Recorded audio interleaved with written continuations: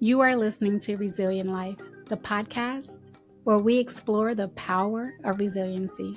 I'm Naketa Ross. It is my hope that listening to this podcast will give you the tools to connect with and increase your resiliency. So join me on this adventure of self-discovery and self-love. Welcome to another fabulous episode of Resilient Life. I am so excited about today's guest. I've been awkwardly introduced way too many times to do it to someone else.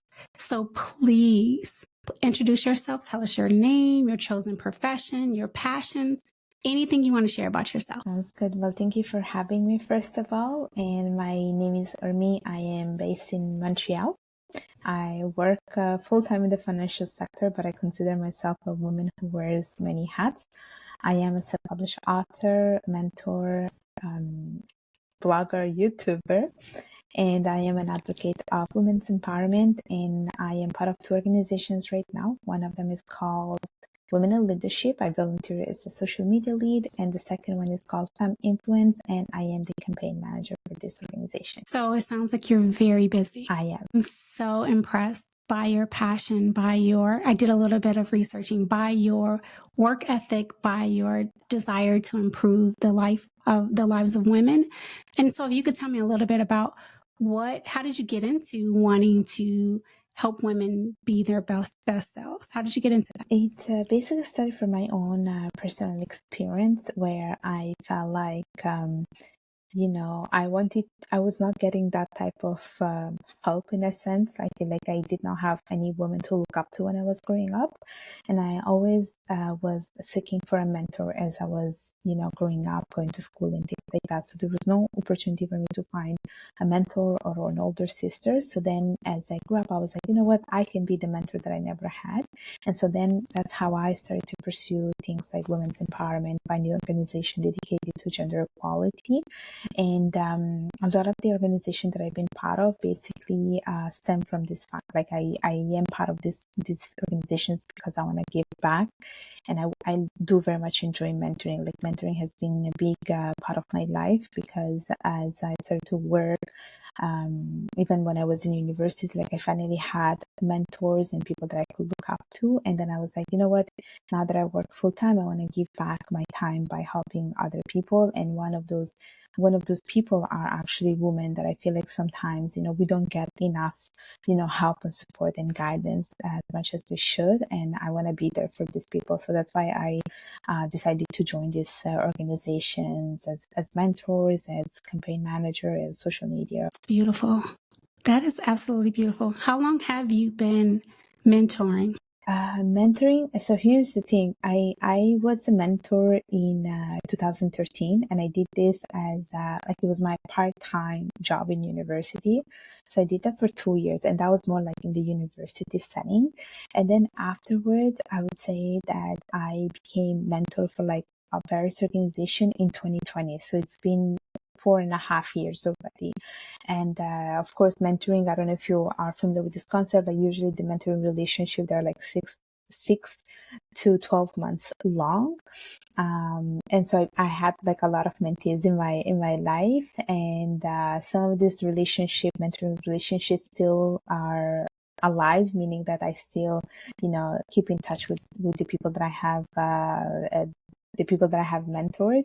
And so it's been 4.5 years. Wow. That takes such heart to be able to do that, to want to do that, and then to consistently do that. So I commend you on your passion and your dedication, and the fact that you still have maintained relationships past the official mentee period means that you're connecting with these women. And that also speaks to your heart and your passion. And so thank you for that awesome work that you're doing. Thank you. How do you define resilience? So I'm going to give you like an analogy when it comes to resilience, because I like to do boxing. It's something that I have started a couple of months ago, and I do very much enjoy doing boxing. And in boxing, there is a concept called like the comeback, where basically like you get punched down, or let's say they knock you down, you fall, and then you stand up and you keep fighting. So I think about resilience in the sense of like come back. Like I feel like, you know, many times in life there is a setback in life. We're knocked down by challenges in our life, but then our job is to be resilient, to basically stand up and fight back no matter how hard the fight is. And so I think about I think resilience in that sense. And I think that I feel like it gives a good, you know, it gives you a good representation of what resilience is when you think about actually boxing. Like, you know, you're fighting with someone, you fall, you know, but then your job is to like get up and continue fighting until you win, basically. I like that definition. It's very visual. Number one, it's a very good visual representation of resilience, but it's also the first physical definition I've gotten. And I really like it. I like the fact of, yes, you will get blows or challenges or changes, right? We all will. Once we decide to step into the ring, boxing, or once we're here in life, and you can still recover. It doesn't mean that it's over just because you took a blow. I absolutely love that. That's really awesome. Thank you for that. Thank you. Tell me what made you smile today. Today, I mean, the day is not over yet, but so I don't know. The day is not over. You know what? Like, if you asked me, like, what made me smile yesterday, I think I would have given you a good list. But today, because the day is not over, I'm not quite sure. But I can definitely tell you that having this type of connections, like podcast recording, definitely make me smile, because I feel like it shows that people that invite me to their show, they see something valuable in me. So I would say like it makes me worth it, basically. I love that. I didn't even think of it that way. I think that's really awesome. That the connection part of it, it's not just, hey, I'm on here and I'm talking, but like it's the value that I'm adding to the episode of the podcast. And you definitely are coming with a lot of value. And so I'm really happy and grateful to have you here. Thank you. Thank you. How do you celebrate yourself? How do I celebrate yourself? How do you celebrate How you? do I celebrate myself? That's a very, very long list. I would say one thing that I very much enjoy doing is basically investing in myself. I do very much enjoy learning, and I do very much, you know, taking time to grow from a personal perspective. And one thing that I tend to do is usually buy a lot of books. I tell myself, you know, buying books is an investment. I'm just, you know, investing my time in, you know, investing my money in my knowledge. And so I do very much enjoy buying books. Unfortunately, I buy too many books. I feel like I don't finish a book, I'm already like buying a second one or a third one. But I don't regret any of it. I feel like it's money spent really, really well. And the second thing that I also like to do is, which is still along like with the theme of like buying books, is to basically like take courses. And recently, like I started to work on like my Spanish again, and I started to like take conversation courses. And it was like my gift to myself for my birthday, which was like a month ago. And I was like, yeah, you know, people always give you gifts on your birthday, but why not like buy one for myself? And so I decided to buy basically Spanish conversation classes. So yeah. Really awesome. That, I think what I like about the classes that you're taking to improve your Spanish is it's also going to open up the opportunity to work with more women.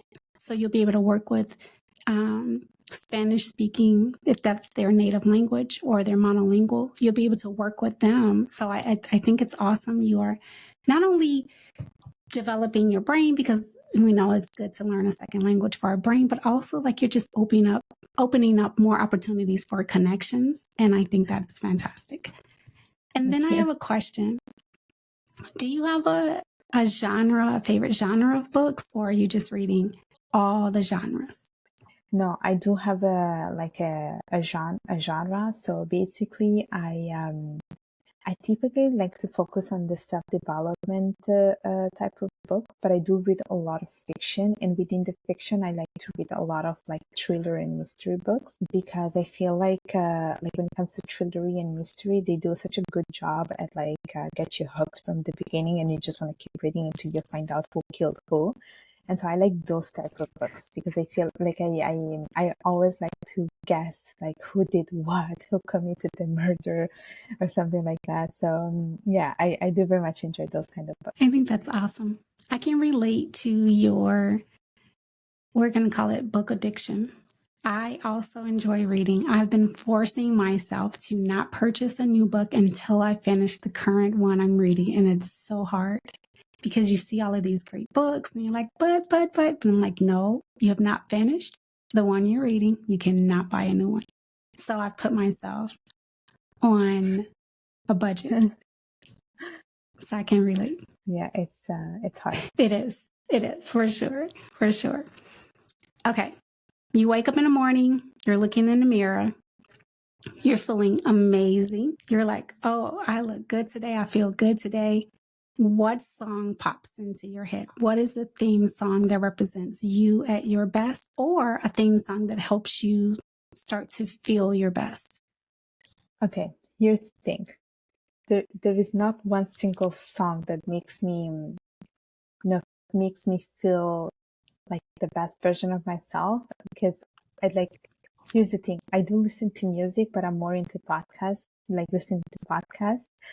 And when it comes to music, I do very much enjoy listening to any sort of music. So that's why I cannot like give you one exact title, but I can tell you that there is one thing that makes me feel invincible in the morning, which is actually putting a lipstick. And here's the thing, like I like to wear like bold colors, and even when I'm like at home, let's say like it could be like on a Saturday, even on a Sunday, even in my pajama, I still have to wear like my lipstick because that's how I feel like okay, I can get over the day. Like I feel like I'm myself, and I need to put that dark color lipstick to make sure that I'm like the best version of myself. You know what I mean? So I am more into like that. That's the first thing I do when I like wake up, look at myself in the mirror. Like I have to put lipstick. There could be worse things. I think that is really, really good. What have you learned about yourself recently? What have I learned about myself recently? My gosh. Yes. That is a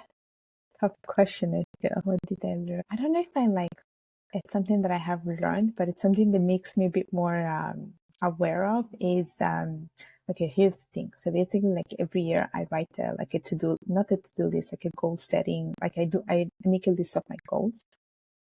And basically what happened is I usually tend to complete on my goals, but I never revisit them. Here's the thing, like I write them at the beginning of the year, and then I revisit them at the end of the year. So I don't completely remember what I wrote, but then at the end of the year, what happened is when I go back and look at them, I'm like, oh yeah, I've done all of this. And however, this year, I do remember what I have to do. And one thing that made me aware of let's say, of this process is that like the whole summer I've been away, and I feel like I've not been working on my goals.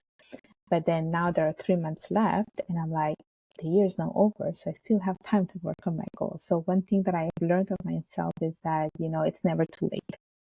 It's never too late if you ever want to achieve something, if you ever want to do something. Like the year is not over, and so I can start anytime on working on my goals. So now what happened is like Spanish, for instance, one of the goals that I had written, I actually recently started to work on it, and with an actual teacher. So I'm telling myself, I can still achieve this goal no matter what. And so that's one thing that I have learned on myself. Like that. And I think that's a good skill, thought process lesson for a lot of us is one, having grace and saying, oh, it's not too late. It's never too late. As long as we're still alive, it's not too late. We're not too old, right? We're not behind. We can still do things that we desire to do regardless of where we are in our lives. Yeah. I love that. I think that is fantastic. And thank you so much for sharing that. That's really, really a good one. Thank you. What brings you joy? What brings me joy? I would say, you know what? Because I have mentor so many women, and I've been in contact with so many women, especially like young girls who are basically starting university or wanting to starting a career in in the job market. I would say that it makes me really happy when I see that they're able to achieve their own goals, like they are able to, you know, tap into their potentials, and it makes me happy to see that my input or my guidance has made an impact in their life. So it just makes it see that the work that I'm doing is pretty valuable. And so that makes me really happy. I like that. That's good to be able to get that reinforcement or that reassurance that the work you're putting in, the passion you're sharing, your heart, your dedication that you're sharing, be able to see those rewards. Yeah. I really like that. I think that's awesome. Okay. So we've established that you are a pretty organized individual and you get things done, right? When do you let your inner child out? When is the fun, the play, the silly, if it's silly, whatever it is for you? What does that look like? When do you feel safe doing that? Is it at home? Is it with your friends? Is it with your family? So for me, I'm pretty serious most times, but when I'm with my oldest and my bonus daughter, I'm completely silly, and the people who see me in a professional setting would not even recognize me because I'm so silly. Do you have times where you're just able to let out that inner child? Yeah, I would definitely say when I'm with my family members, like my sister, or my niece, like with these people, like I feel like I can be myself, and then you see like a crazy version of myself, especially when I have a microphone and I'm like doing karaoke. That's when you see like the weird side of me. And then I'm able to be also myself when I am with my Italian friends, because I grew up in Italy and most of my friends are Italian. And so I feel like among them, I can be silly, I can be stupid. And I was actually telling this to someone that I can be really silly among my Italian friends, and I know I won't be judged, and I feel like I can say whatever I want, and we will have a good laugh out of it. Yeah, exactly that. I think we all need that. Sometimes we get so caught up in our to-do list, things that are going on in life, we forget to like tap into that inner child that can help us heal and relax and recharge. And so I love that you have that space and that opportunity. Do you have suggestions for someone who hasn't yet learned to tap into that or connect with that silly side, goofy side, awkward side, whatever we want to call it, that kid side? Do you have advice for someone who hasn't learned how to connect with that side of themselves? I think when it comes to connect with that side of yourself, you have to choose the right people to do that. Like I feel like, with some people you cannot be silly or be stupid and so forth, because people will think, you are like, people will not recognize you, and people tend to be really judgmental. But I would say like, try to identify the right circle of people. I think that's the most important. Or like, who are the people that you can be your most genuine, your most genuine version of yourself. You can, really open up yourself without being judged. And then I would say like, try something fun with these people and see like where it can lead you, basically. So I would say probably that would be my advice. I think that's really good. I feel like what I'm hearing you say is make sure you have the right people around you who are going to support you in your silliness and even join you within it, right? And if you don't have it yet and you're slowly building it, like just test the waters a little bit and see how they react and see if they are comfortable being silly with you or just accepting your silliness. Am I understanding that correctly? Yes, exactly. I think that's good. I love that. While we're thinking in the topic of sharing your expertise and your knowledge and your wisdom, what advice would you have for a person who has not yet connected to their resiliency or their resilience what advice would you have for them on either how they either don't think they're resilient or they haven't connected to it yet, or to identify points where they have been resilient? Yeah, I think it's when it comes to resilience, I think it's a common thing that a lot of people face. I think when it comes to like not being resilient, it's a very common thing. Like I feel like we see a failure and we just feel demotivated, discouraged. But I think when it comes to resilience, you should see like your setbacks as temporary, or you deviating from your goals as really like a temporary detour, basically, and learn from this detour so that you can come back with stronger determinations, with a renewed focus. I think that's the most important thing. Like I think at the end of the day, yes, it's hard to get the destination, but never forget what your end goal is, because I also see it from with myself too. I see that, there were times where I failed in many things. There were times where I feel really discouraged, but I think you show yourself, or you show like a good trait to have is to be resilient in general. Like it doesn't matter how many times you fail. It's more important how many times you get back up, and so I would definitely say, like, always learn from your lessons, and then just move on. Just move on with like determination. I would say that's the most important thing when it comes to resilience, I'd say. Yes, absolutely. So what I'm hearing in our conversation thus far is you do a good job of having this theme throughout your answers, and I love it because you said see it as a detour, which also goes into what you said earlier about it's never too late. Yeah. So yes, we're on this detour. It may take a little bit longer to get to where we want or to achieve our goals. It's fine because it's never too late, which is what you said earlier. So it's fine to go on a detour that's going to take us a little longer or in a different direction, because sometimes we have to pivot. We think our goals are, I want to eat 6 bananas every day, and like, oh no, that doesn't agree with me. So then we pivot our goals, right? It's like maybe 2 is enough, right? Yeah. And so I love that theme that you're going in, and it's never too late, and just go, just relax, give yourself some grace. And I love that you mentioned there are times where you did not have success and you didn't give up, because sometimes we also compare ourselves to others, but we only see their end result. We don't see all the ups and downs that they went through to get to that end result. And so I love that you're normalizing that there will be times where we aren't successful, because we can talk about what success means, right? Or we didn't achieve our goals as fast as we wanted to, or it doesn't look like we wanted it to, but you either, and then you also said, learn from it. And so you review and you say, is this still something I want? And then you keep going because it's a detour, or you reassess. I think that was an absolutely wonderful answer.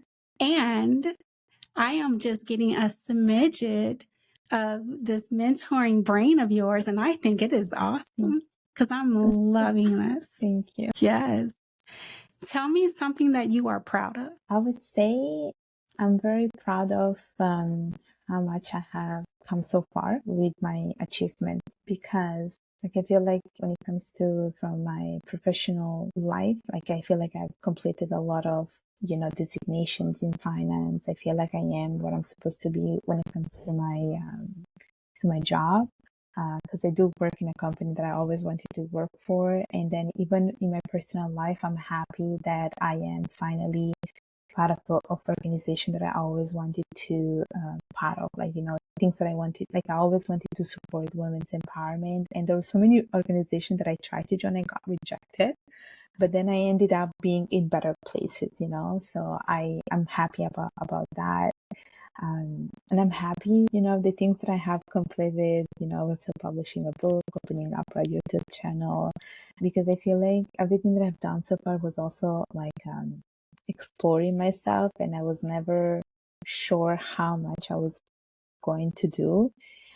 So for me to even like discover myself and the potential that I have within was also like I would say self-exploration. So that has been like a beautiful journey so far. I love that. Did you slip in there that you published a book? Yes. Please tell us more about that. So I self-published my first book 2 years ago. And basically it's called Discover Your Identity, Your Birth from Interracial Struggle. And basically, in the book, I talk about my life in Italy. So I am Italian by birth and Bengali by blood. And so I do a comparison between the two cultures and how it was for me to basically not able to fit in or never feeling like I was enough. And so I talk about that from a perspective of South Asian women. And so I talk about a little bit my experience being a third culture kid, basically. Can you share a little bit from the book about how you started to develop that sense of I am enough? How did we don't want to ruin it for people because we want people to get the book. And I know you shared about how, but if you could just give us a little snippet about it, that'd be awesome. Yeah. So basically how I came to that conclusion, it was mainly by doing a lot of inner work and also having a lot of open dialogues with people about it, like how I felt about it, how I felt like I was never understood.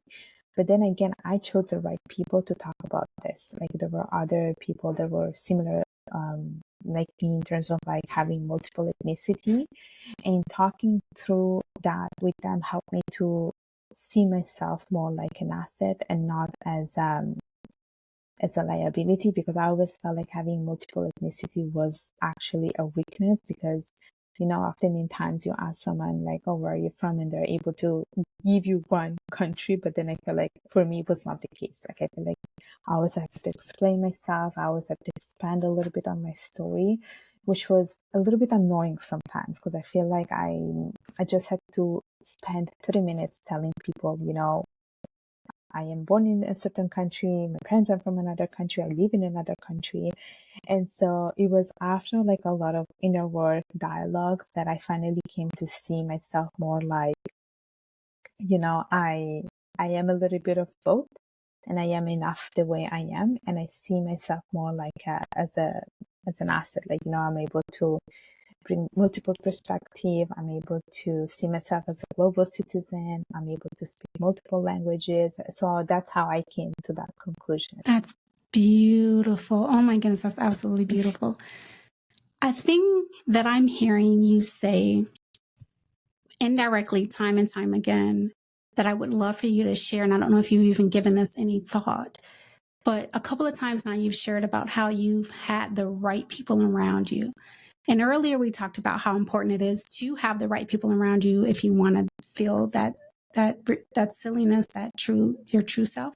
But I think I want to back up a little bit to talk about how do you do that? Because it sounds like you've done it successfully and not everyone has. How do you get the right people around you? Can you please share that?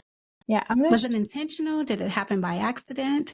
Yeah, I don't know if I did it right, because I did have also friends walking away from me.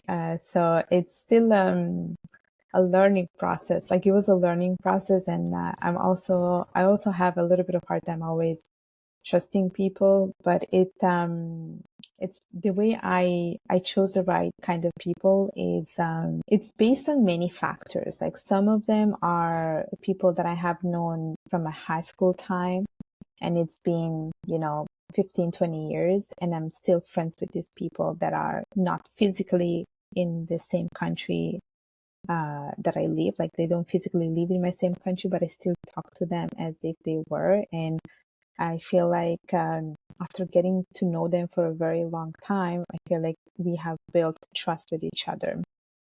And the same goes also with the people that live in Canada, which is where I live right now. Like I always analyze people. I'm always analyzing people, and I don't open up myself easily. So I analyze people. I take time to get to know them and see if these are the right kind of people. I always look for people that are open-minded, but I also look for people that are willing to improve themselves, who are willing to take time to invest in themselves. And I also look for people that share my same values. And I feel like that is something that makes us connected. And I also have learned from some failed friendship. There were people that were not happy celebrating my successes, and that's when I realized that that those are the kind of people that you want to stay away from. Like, I think a good friend is someone who's willing to celebrate your achievement and be happy of your achievement rather than walk away because they are feeling jealous and envious. And I think that's very toxic. That's very toxic. And I think when you see those kind of signals, it's also time for you to cut the ties. And so I had situations like that, people that I have considered the right kind of people, but then it turned out that the moment I'm sharing, something good of myself, they're not happy about it. And that's when I was like, that's okay. You know what? There will be someone better to replace you. Thank you for sharing that. I appreciate your openness in that answer because you were vulnerable to say, hey, not all of my relationships worked out. I have been hurt in some of my relationships. I've lost relationships. Because again, for anyone listening, it's setting a realistic standard to say, hey, not every relationship will work out. It's kind of that trial and error. And so I thank you for that. And then I also love that you touched on basically boundaries and going into relationships with your boundaries. You're like, hey, I know these are the things I want. I want you to have, I want you to value the same things I value. I want you to be kind or whatever your boundaries are. And I want you to celebrate with me. And if I'm feeling like you're not celebrating with me and you're not coming from a positive space, within my boundaries, I am comfortable ending this relationship. And I think those are very, very valuable lessons, pursuing and maintaining healthy relationships. And so I thank you so much for both sides of that coin and not just saying, hey, here are the good things, but also here are some of the not so good things. And here is how I've grown and learned from that, because you said a little trial and error. So this is how I've grown and I'll continue to grow, right? And so I love that answer. Thank you. That's very, very thought-provoking, very practical. Thank you. I appreciate that. What is the healthiest thing you've done for yourself? The healthiest thing? Yes. So the first one is putting boundaries, which we already talked about. I think it's something that I have learned as I became much older. And I realized that putting boundaries is actually healthy, and putting healthy boundaries is actually healthy. So that's one thing that I have learned, and that's for my mental health. And then from a physical point of view, definitely like working out, going for a run, doing high intensity workout is also like another healthy thing that I have done for myself. I think like physical and emotional, like mental health, mental health, they all go like hand in hand. Oh my goodness. I could preach on that all day. I think sometimes we think that physical health is more important than mental health, and our mental health definitely can impact our physical health. So I would agree with you 100%. Yeah. What would you say for people who are trying to start on that journey of being healthier with their physical and mental health? I always suggest, I am such a big advocate of going to therapy. Oh my goodness. I am like, go see a therapist, a good therapist. Go see a therapist. They're going to help you. But there's different approaches, right, to growing and being healthy and doing your inner work. So for you, what would you suggest for it? Where would they start? So kickboxing is a little bit much for me. So where would you suggest a person who wants to do that? I want to be more physically healthy and I want to be mentally healthy. What would you say? Yeah. So here's the thing. I feel like if it comes to physical health, it's a trial and error as well. Because, and I'm talking about this from personal experience, because I tried many things. I tried, yoga, Pilates. I tried boxing, Muay Thai, HIIT workout, like, I don't know, like Tabata. I tried many things, and there were things that worked really well, and other things that did not work. And one thing that I have learned about myself is that I like high intensity workout. And so I think it's like when it comes to that, like if I had to give a suggestion to someone, I would say try everything and find the right fit. Because for instance, I'm not someone who likes to do, let's say, yoga because I feel like I'm falling asleep, or Pilates because I feel like I'm falling asleep. I need that little kick, And so it comes to trying different things and find the right thing that makes you feel the best version of yourself. That's the first advice I would give. There are people who very much enjoy meditation as well. For instance, meditation is not the thing for me. I feel like I'm not able to stay connected, and I think it's a long process when it comes to meditation. I think it's something that you acquire with time, but I would definitely say try different things and find the right fit. Yes, I like that. And when it comes to mental health, you spoke about therapy, and I definitely suggest like therapy is a good way. But I would also say that for people who do not want to do like therapy, there are other ways. And one of them is, for instance, journaling, which is one thing that I do as well.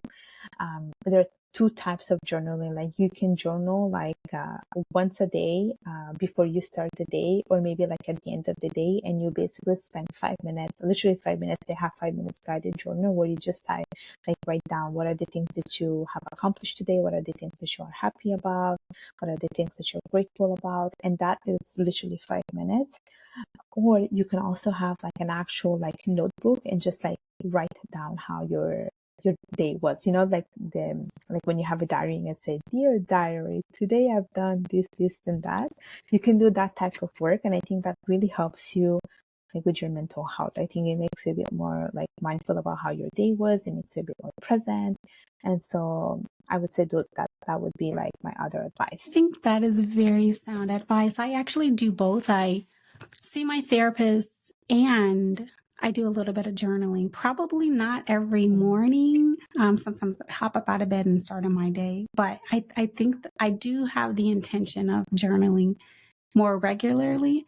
So thank you for that inspiration to get back to it and to try to be more consistent with it. I really appreciate that.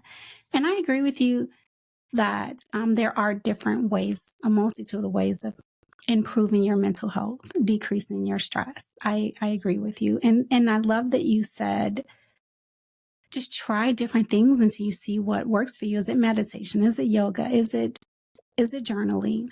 There's so many different things, and just try them. Be open and willing to try different things until you find out what's your fit. So that's really good. I enjoyed this conversation. Like, you really gave very thought-provoking, very honest, open answers. Thank you.